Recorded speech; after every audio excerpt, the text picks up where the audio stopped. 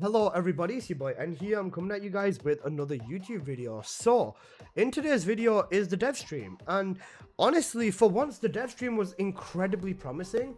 They showed some incredibly good looking things, and honestly, for once the future of this game genuinely looks bright.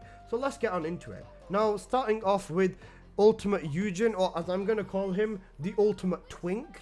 I feel like I got thirst trapped, molested, and toyed with like I'm Diddy the moment they showed the Ultimate Yujin video. So let's have a quick look at the Yujin trailer. I'll put it full screen for you guys. There's no audio because BZ Man music is better anyways. But bro, I feel like I got thirst trapped and toyed with, and I feel uncomfortable as a straight male watching this. It's actually insane. But apart from the Ultimate Twink aside, let's have a look at the abilities on this Ultimate Twink. You can essentially mix this Twink around, and they did actually kind of cook with his abilities. Now, I feel like his ability set is like incredibly confused to himself. I feel like they want to make him a gunner, they want to make him a skill, they want to mix it, they want to match it, and they also want to blend it. Now, what I mean by that is his combat protocol allows for him to basically cast abilities, except he works like Serena. You want to build him into a ton of HP, and then as you use abilities, his HP goes down, and as you get kills with your abilities, his HP goes back up. So it's an interesting playstyle, and it's definitely something different.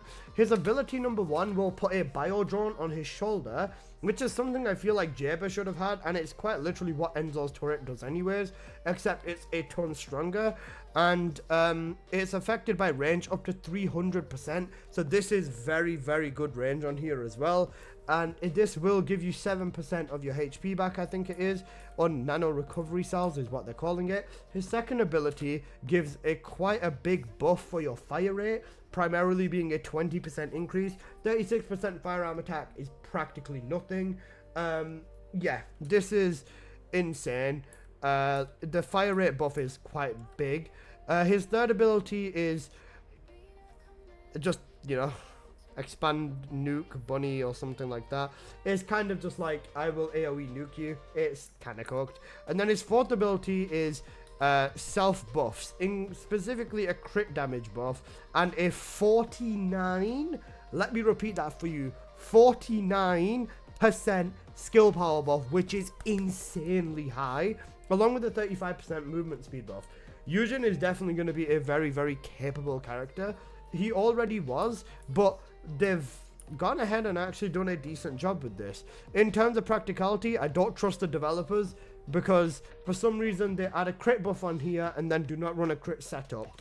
So, yeah, we got the non-crit gameplay. These are level 1 mobs because the developers can't count anything higher than 1. So, you get to see some gameplay from this. You can see how Yujin's health is draining, and then after he casts his fourth, it recovers again. But based on the amount of kills you get, this would already increase. His second ability does affect like allergy as well. I feel like them locking the mobs to just survive everything might kind of be making the gameplay look a little bit worse. Other than that, we've got Battlefield Medic, which is a very, very, very strong mod. This, from my understanding, is bonding energy. When he bonds at level 3, he gives all of his teammates up to 30% crit rate buff, crit damage buff, and cooldown reduction buff, which is insanely high. 30% I think is higher than Luna, and with some other setups that you run, this can be enough to take you to permanent crit, which is genuinely incredible for a lot of characters. The cooldown buff is something I'm actually really hyped about too. For his ability 1, he shoots a like the medical bollocks, I don't know, he shoots medical gas or something like that. Let's just call it laughing gas. And for ability 2, he shoots a little ball that's kind of like the plasmatic discharger from Fortnite. Or my Fortnite Save the World people will get that one. Other than that, his third ability, oh sorry, I wasn't going over the buffs. This gives you a 17% skill power buff and a maximum of 3 stacks, so this can give you up to a 50% increase as well with his 2. It's incredible the amount of buffs that they've added in. With his second ability, you get a 55% skill power increase, a 30% range increase, a 25% fire rate increase, and a 40% movement increase. These alone are incredibly high buffs. And for his fourth ability, which is another very, very good group setup style of ability, Yujin can fire skill resist debuff, chill, electric, and toxic. All of the elemental types he can just strip 30% away flat, which is very, very good. This doesn't even include battering ram or defense neutralization or anything further. So honestly, Yujin can definitely be considered a very, very strong support and DPS character, using skills and weapons as well, because weapons is another topic that's going to come up a little bit later inside of this stream. Now, you can see over here from the gameplay, I don't like the flashing on here already. I feel like that flashing is a bit of a red flag, or something that should be toned down visually, at least because it can definitely give someone a visual concussion or flashbang them. Imagine playing at 2 o'clock in the morning and you just see these flashes all over your screen. It'd be horrible. But you can see here, Yujin is an absolute epileptic. Thank God he's a medic, because if anyone with epilepsy plays this, they're gonna need more than a fucking medic to fix this stuff. But you can see he's genuinely got good offensive capabilities with his setup. It is a little bit slow, but there's definitely potential, and I don't trust the way the devs build. You see this Yujin build where for some of this Yujin skin where for some reason he has a line in between his legs that make him look like he has a vagina. Other than that, it's a cool skin, I guess, made by Delson. I do like the Stormtrooper skin a little bit better. They're just showing some skins off. We've got the Hello, I am VALBY skin from Yujin as well, so that's kind of cool. And of course his ultimate twink form with his hair being blonde. Nothing wrong with that, you know, whatever, to each their own. Next up, the developers went down the route of showing us the new dungeon called the Forbidden Sanctuary. Now, I feel like this looks more like a Purge style of, I feel like this looks more like a Purge style of gameplay. I think that the way that they've done this is interesting, and it's an Order of Truth dungeon. So Ines and Bunny are gonna annihilate in here. Ines with a singular setup will be very good for bosses. The bosses do look like Legion of Breach, so just bringing a Deus might just be the play here as well. It's not bad, and I think it looks like an interesting dungeon. I definitely do like the art style on the dungeon, or the aesthetic of the dungeon, being in the lower hatchery of the White Knight Gulch. We all have trauma about navigating that for the first time, so you know, trauma people rejoice, I guess. We're trauma bonding or something. I guess, something like that. But this actually looks decently promising. There's not too much to say about it. The developers just give us their definition of gameplay. And yeah, next up, the Grim Reaper. Now, the Grim Reaper is still a toxic Colossi, toxic Abyss Colossi. We don't know his exact stat values yet, but I'm assuming it's going to be the same as Deathstalker, but with like a 10 times amplified HP pool. Now, they showed us some gameplay, and I have some questions. Like, why is the values on Serena hidden, but then they show us the value for Bunny in the gameplay here? And this further confirms my theory that Bunny is going to absolutely annihilate this Grim Reaper. I don't know whether the developers have been watching my videos or been using my build on here, but I think a Yujin and a Bunny might even be able to annihilate it. It does look like he has a clock style of mechanic where you need to stand in the yellow part of the clock, which is quite cool, reminiscent of Deathstalker's actual mechanics. He does have tombstones that spawn around the map that you need to shoot as well. But honestly, I think the gameplay on this doesn't look too bad. It took the devs 4 minutes with Bunny, so we'll have to see how fast we can do it ourselves. I will be pushing a Grim Reaper build, probably day one, to be honest. We'll have to have a look with it. I think the Grim Reaper looks good, and the skin for the Grim Reaper is also something that I think you guys are going to like. Now, if you have been an avid gamer of Warframe or anything of the sort, you will recognize this style of skin immediately. The face looks like the Dead Bride to me, except in gold. However, this skin from behind looks exactly like Wisp. If any Warframe player sees this, they're gonna think of Wisp immediately. I don't know why they have such big meaty legs with this skin. But honestly, it reminds me of Wisp, and I like the skin. It's not a bad skin. And the best part of the skin is absolutely the Grim Reaper Colossal toy. It looks so cool and he's funny. He has a little disco ball out and everything. So yeah, honestly, I think that's a W. Next up, we've got a new external component set. Now, this set is very confusing to me. I think that with the set over here, it's about, I don't know whether this is a typo or what, but if you look over here, it says whilst maintaining a sprint speed of 1450 or higher. Now, Bunny is the only descendant that can, well, you know, reach over 1450. And they did say that this set is more based towards Bunny, but moving that to 1440 and allowing like any descendant in the game to use it would be a cooler idea, I reckon.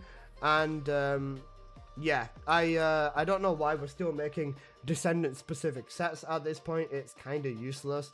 It's not really the best look for you, to be honest. And even in terms of the actual stat on here, it does seem decent when using continuous attacks, but it doesn't seem too good. Now we've got some new trigger mods as well. The new trigger mods look decent too. 500% damage on exclusive weapons. This I believe would work on FREYNA and be a good option for FREYNA. This would also be a good option for Lepic, for Glay, for Haley.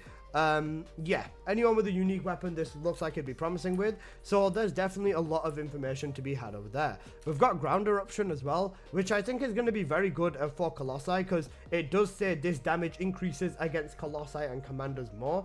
This will allow you to basically get more damage and up to 6,400% extra on bosses, and overall just skill power up to 600 times with a 0.5 second damage interval, which is very, very promising. We've also got instant acceleration. Now it says when using movement restriction style of skills. I don't know what exactly counts as a movement restriction, because technically Bunny's fall restricts your movement with the beam when you walk around with that slowly. Wave eruption kind of counters that, but at the same time technically this would count. Or whether this means Haley's third ability, or FREYNA's fourth ability, or Lepic's fourth ability. But after you end the ability, you get an insane boost to speed cap for 8 seconds, or up to 8 seconds, so you can just go run around and catch up. This is not too bad itself as well. I think these triggers are kind of getting cooked, but it is what it is. In terms of new modules, they're adding overpowered for the Hypernova, which is a crit one. I don't know why you'd add additional crit rate or crit damage to them at this point though, because you can kind of get 100% crit rate just single-handedly through the just single-handedly through the way that you can mod these things up in terms of cores and everything. So that's one of the things as well. So that is the melee modules. Now comes Ajax. Ajax is honestly the only bit of this stream where I think I was slightly disappointed. Now Ajax has been a long time coming in the monthly rebalance, and all my homies love Ajax. Now what did they do to him? They kind of pushed him in the sense of a Serena and gunning setup, which is, I get it, but also a bit strange. The barrier has given him additional HP and defense, along with reflection damage, and I believe this scales off reflection damage with the multiplier. Now, another thing that they added onto Ajax is this. So if you place a barrier down, and then you hit a mob through the barrier with his explosion, or you just get them dragged through with something like a Hypernova, Ajax now, if we look at the ammo very closely, he has Serena's instant reload, and anything shot through the barrier or affected by the barrier allows you to basically copy Serena's mechanic and instant reload, which is going to be abysmal for ammo. However, having an ammo dog and building your relic with the Serena ammo setup, or even having an end zone your team, might be the play over here. This is the main gimmick with Ajax that we got, and I don't know how I feel about it. I feel like with his tanking abilities, it would have been cool to see more offensive style abilities, but they just kind of focused on the fact that you can push mobs through and they have this gaping black hole inside of their stomach, and then you can just shoot through them and shoot through all of your ammo. Other than that, they literally allow you to have better things, and I think from my understanding, because I could be wrong, the barrier kind of is tied to skill power now. They're making some interesting changes for sure. I don't think these are good changes, but I am yet to test them, so I can't say for certain. They do also give Ajax some weapon increases, like firearm crit rate with 15% and crit damage, with explosive attack increase of 25% as well, and defense increase of 50%. So who knows, if they've not patched battering ram with Ajax, they're definitely going to do it soon. Other than that, this is his main red mod, and they wanted to add a speed variation to it, so they added Void Explosion Focus. It's again literally the same concept, except his like, it's just a little bit faster, and he has more damage with melee weapons, which is kind of cooked. It's interesting. I don't think it's practical, but it's definitely something. Another thing that they showed off was this variation, barrier charge explosion. 1 second, let them switch over. Change the preset, please. There you go. Barrier charge explosion. What with this one, your first ability kind of just becomes, I will glide forward at a fixed speed. The distance on here isn't that long, and the speed isn't that fast. The damage is over 1 million, but then again, they are using level 1 mobs to test this, so I can't really say this is looking too practical. Then we got the best one on Ajax, that being Mobile Fortress. Now, I made a bet or said before that because of the general direction of the game, everyone is locked into AoE mob trash rubbish versions of Bunny. And to that, we have exactly that. Ability 1 is Ajax turrets that do DPS to mobs around you. Ability 4 is a cube or an AoE circle that does damage to mobs around you as well. So yes, we do have Ajax Bunny in this game.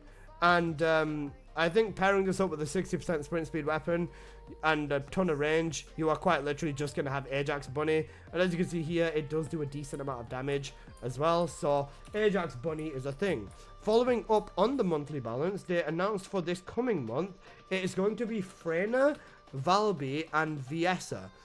3 descendants that are very, very strong already, and I think the direction that they're taking them is going to be an interesting one for sure. Now, they did mention that they are adding instant casting as well. So for example, VIESSA will no longer need to look around and place her blizzard. If you're looking somewhere, the blizzard goes right there, which I think is a very, very positive thing. I cannot even read your name, I'm so sorry, but thank you for the follow, bro. I appreciate that a lot. Anyways, moving on.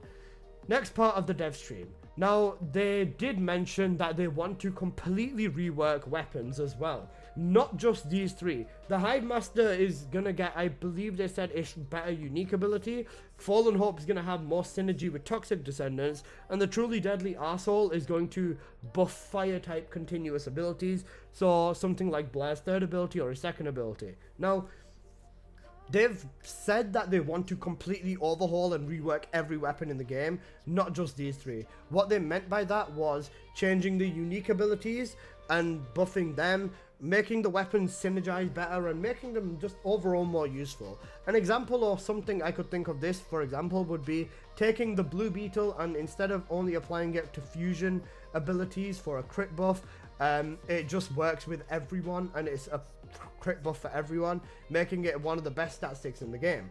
Now, let's have a look at some of the newer stuff inside of here as well. Now, yeah, 18, but yeah, I'm time stamping as I go, so don't mind me.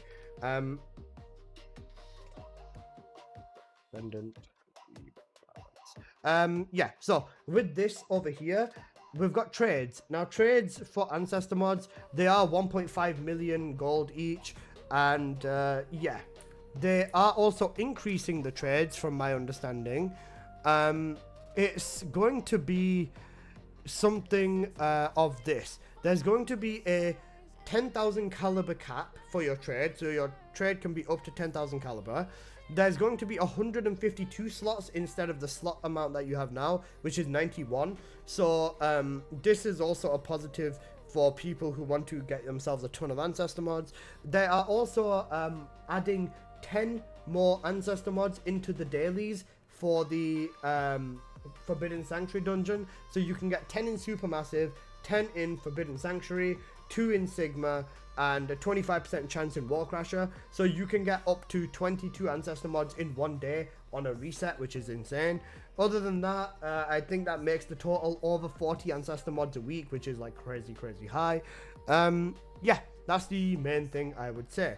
Next up, let's have a look at some of the skins, because all of you guys love skins. Am I right? So skins in this game as well are also popping up, and this is going to be and honestly, for once, not the worst skins I've seen in the game. There's this skin which is for, I believe it was Serena, Glaive, VIESSA, and I can't remember the other ones. There's this skin which is a FREYNA only skin, I think. A Rudolph skin, which is honestly a good skin. It would have been cooler if the skirt was a bit longer, but the devs are fucking gooners. Can't fix that one. There's a Serena Toy Soldier skin as well, which is an interesting skin. This one's quite cool as well. There's a Glare skin, which I think I'm actually going to buy. It's quite a cool skin. They finally don't expose bare tits in this one, so I'm actually kind of interested.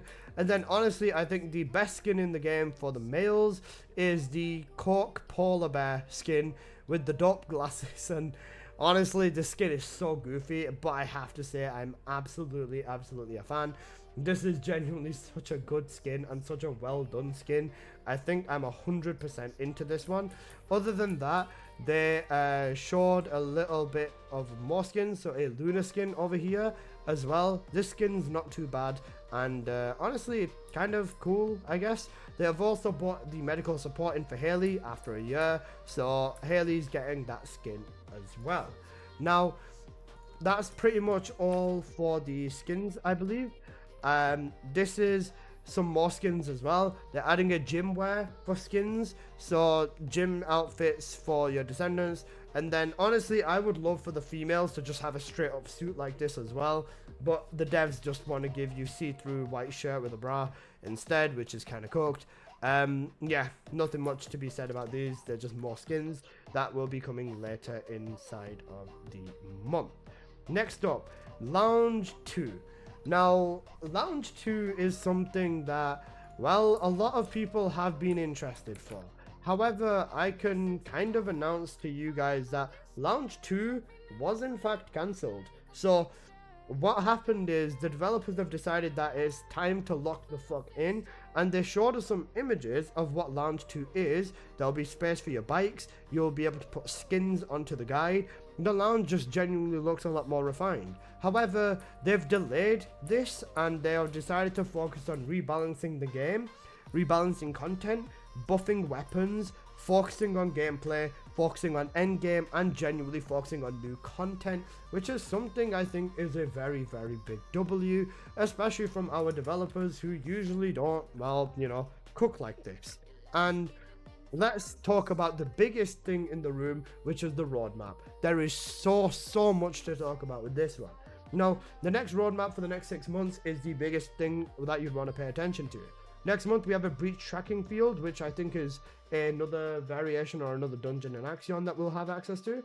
Enzo will also be up for monthly balance, along with weapon improvements. Yeah, that's going to be cool. Enzo is going to be a monthly balance for January. For February, we will have the release of Dyer, a very highly anticipated character. We will also have the Glare rework, so Glare will be up for monthly balance in February as well. An Operation Directive system, I didn't really get too much about this, but this looks like a new style of managing operations and stuff like that, like a new UI, new interface and all that sort of stuff. New RK tuning renewal or RK system mutant cell renewal. I think from my understanding of this, I could be wrong, is they've realized that every time they add an update and add mutant cell A, B and C, it's gonna get quite cluttered. So I think from my understanding at least, they want to push them all into one box, so you can get all of the cells from everywhere in the game and it's all in one box and it's a lot easier to farm, but it's just got a little bit of a lower drop chance, which I think is fine. Next up, they want to completely overhaul hard mode as an entirety. because they want to focus on the players that are currently in the game instead of newer players. There's a new Legion lab dungeon, which sounds cool, as well as an undersea base dungeon, which again sounds cool. Info, stats, and display improvements. This is more improvements to the arcade tree, to your mods, how stuff scales, and more info about how your Descendant damage works, and helps you to understand that as well, which is cool. Descendant mission dashboard, I think, is a dashboard which shows you all of the quests and missions that you need to do in like a reversed, in a more refined interface. A second boost pass, this is gonna hopefully encourage people to come back. A new weapon / new modules, which is kind of a monthly thing. And they've also listened to the community and have gone through with a monthly Void Abyss rotation. I think from my understanding this means that every month it will rotate, and you'll have Infernal Walker coming back, you'll have Defiler coming back, you'll have Tormentor coming back, Ice Maiden, so on and so forth. One thing I want to say is I really hope that they do go through and have a look at Infernal Walker, because you can one-shot him with Haley, and Bunny can melt Defiler in literally seconds, so they definitely want to buff some of these bosses, I would say, is my take on it as well. In May, we will have a another major thing is Onslaught mod, which is in its beta. So Onslaught is an endless survival mod from my understanding. It is scaling enemies, random modifiers, and up to 4 players, and it's just survive as long as you can. That'll be cool. They've also said they want to have events which will allow you to run the game, and whilst you play the game, you cut your research time down, which is kind of cool as well. Yeah, that's honestly the 3 main things. Then in May, they said that they want to renew difficulty again and make hard mode actually hard, or add more balance into the game for the most part. Add a farming loop renewal. They said that they want to focus on something here. I'll show it in 1 second. They want to focus on the motivation for farming, the motivation to do it, the farming to do it, and the research and optimization, and all of this will eventually lead into endgame content. I'm not too sure how they will do it, but it's an interesting thing to see, as well as optimization settings and ultimate SMO, which is a cool thing to see as well. I was honestly thinking Enzo would get his ult before SMO, but that's a surprise to me, I guess. New weapons and modules again, of course. Summer, when we enter season 4, will be Corel's mega final battle. There'll be a complete new dungeon system, or a complete new overhaul, a new transcendent weapon release, so we're finally going to get red weapons in the game. And from my understanding, they said they wanted to rework cores and rework like the whole purge system and stuff like that. Not 100% sure how it works exactly, but this is what my understanding was from it. Next up, new Descendants. A new Descendant completely will be cool, along with Ultimate Haley, and a complete overhaul on the main story. So they're done with bollocks and useless shit story that no one cares about, and they're actually trying to cook and make a decent story out of it. Other than that, we're right at the end now, guys. They're just going to be doing some winter events, some login events, which will allow you to get Luna skin and Haley skins, just web events and all that sort of shit. For new players as well that have logged in, you can get really cool things like an ace ticket. For them, changing from Bunny to an ace for these starters is kind of interesting. A Thunder Cage at level 50, which is a good support, and some crystallization catalysts and some module support boxes. So they are trying to do a little bit for the newer players. Other than that, I believe there's going to be BBon's Time Shop. This is an event where you can kind of, well, what's the right way of saying it? You can kind of